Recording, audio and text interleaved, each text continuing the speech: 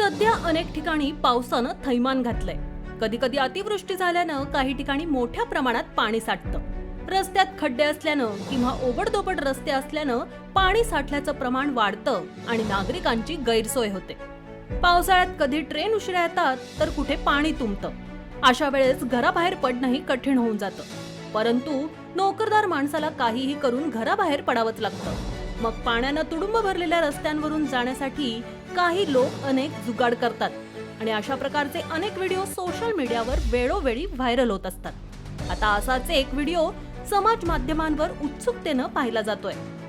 Viral झालेला हा video भारतातला नसून परदेशातला आहे. या व्हिडिओत सध्या पाण्यानं तुडुंब भरल्याचं आपल्याला पाहायला मिळतंय. या भरलेल्या पाण्यात आपले पाय भिजू नयेत आणि शूज खराब होऊ नयेत यासाठी एका व्यक्तीनं एक जुगाड म्हणजेच मजेशीर उपाय शोधून काढलेला दिसतोय.